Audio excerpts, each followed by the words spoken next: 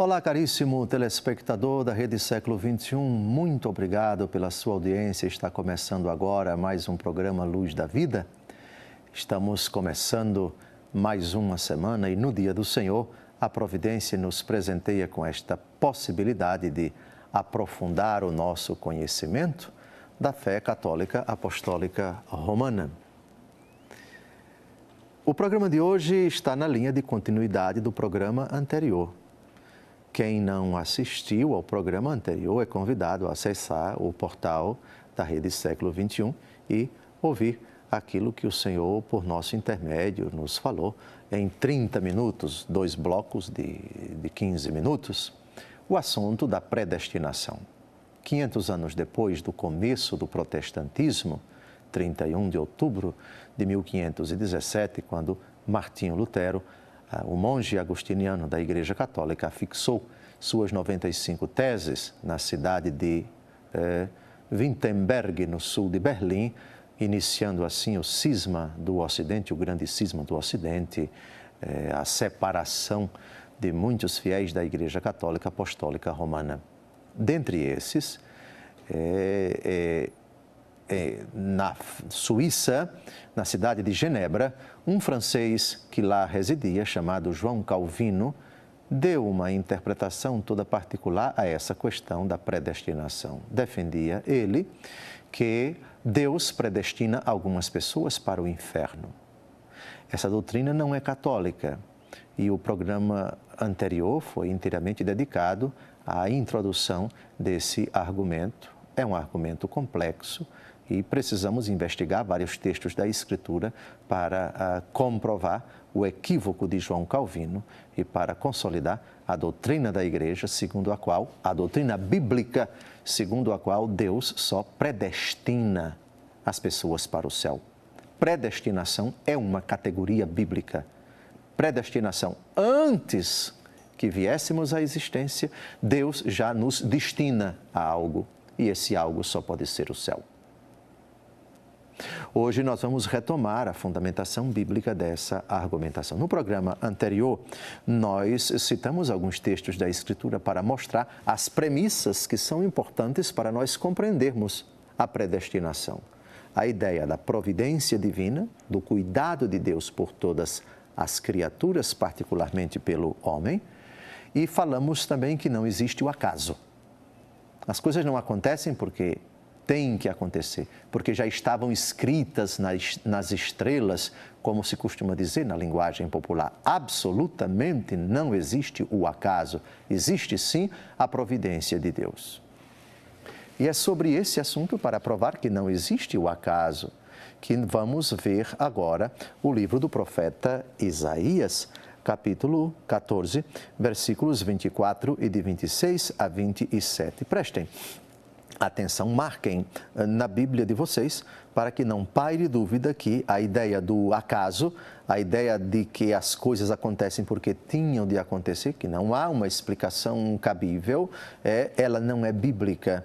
Ou, pior ainda, a ideia de que as decisões dos homens, os fatos, os acontecimentos da nossa aventura acontecem porque tinham que acontecer e nós estamos apenas executando algo que Deus forçou, que Deus determinou, que Deus obrigou que acontecesse, violando, ignorando, desprezando ou agredindo ou coagindo a liberdade humana. Absolutamente essa ideia não é bíblica.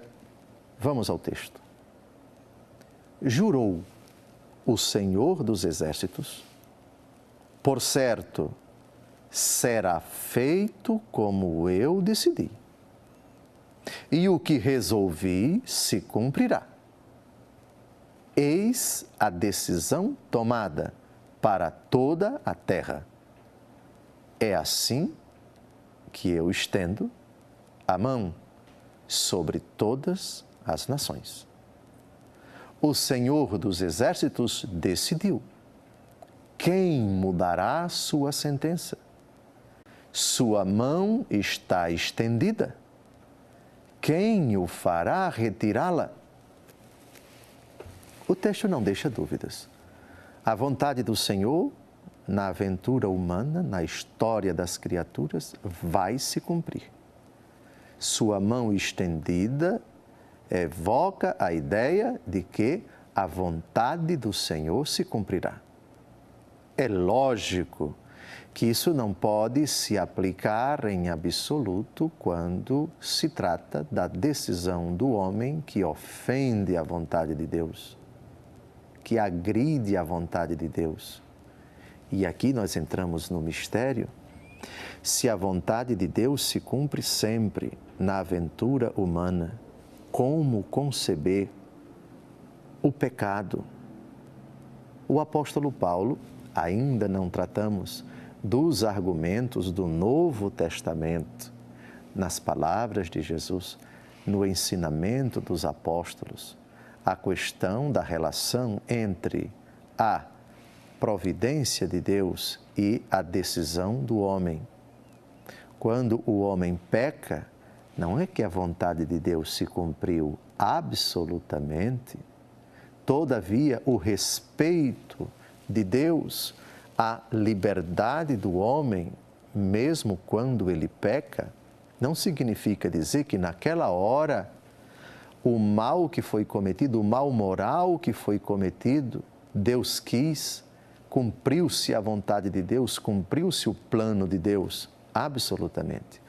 Aqui nós temos que, ao longo de todos esses programas, fazer um discernimento entre a vontade de Deus, o querer de Deus e a permissão de Deus.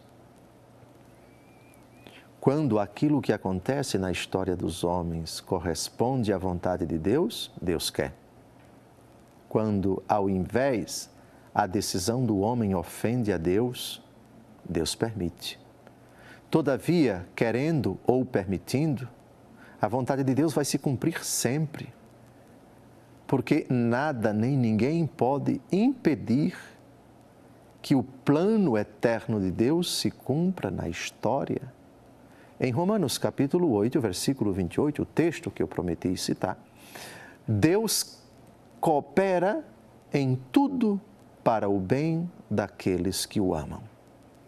Deus não coopera com o mal, Deus não coopera com o pecado, Deus não é cúmplice do pecado do homem, mas, permitindo que o homem peque, Ele sabe tirar do mal moral que o homem cometeu um bem maior.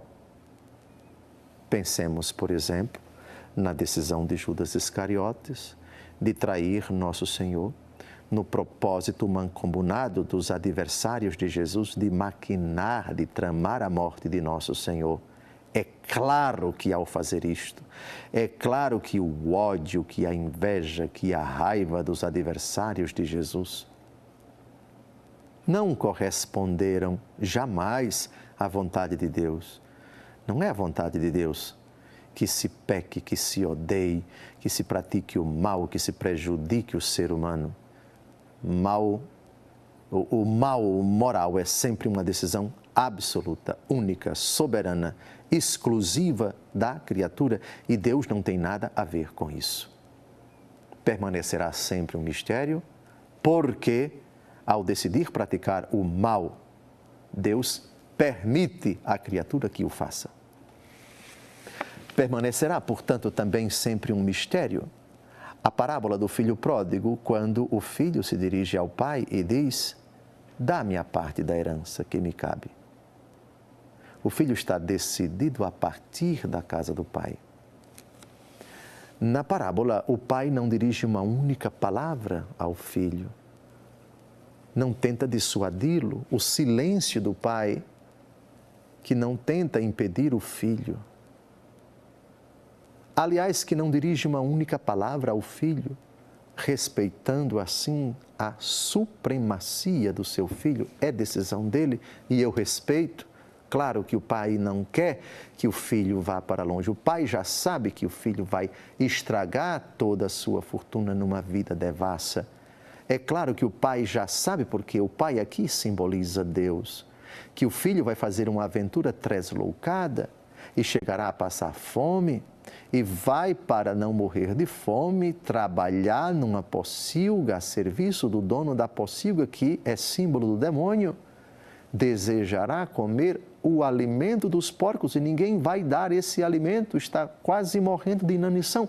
O pai sabe de tudo isto, não quer, mas permite.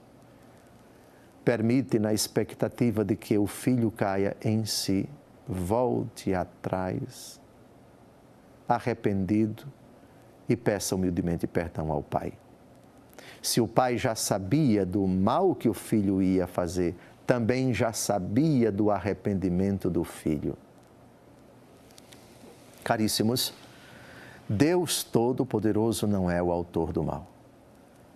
Ele não tem nada a ver com o mal moral que nós cometemos nesta aventura humana. Todavia, quando pecamos, decisão somente nossa. Todavia, mesmo o pecado de um homem, ou de todos, não é capaz de impedir que a vontade de Deus se cumpra, que o plano do Senhor seja executado. Sobre isso, vejamos o que diz o profeta Jeremias, capítulo 49, versículo 20. De que trata esse argumento? Esta vontade antecipada de Deus com relação a todos os homens é chamada de decreto. O seu decreto, o decreto de Deus, que já é conhecido de antemão por ele, Deus decreta antes que o mundo seja criado que os seus planos se cumpram. Jeremias 49, versículo 20. Escutai a decisão do Senhor acerca de Edom e seus desígnios contra os homens de Temã. Serão arrastados para a morte como débeis cordeiros e seus campos serão devastados. O decreto do Senhor. O Senhor já sabe de antemão aquilo que vai fazer. Sabe de antemão também aquilo que os homens vão fazer.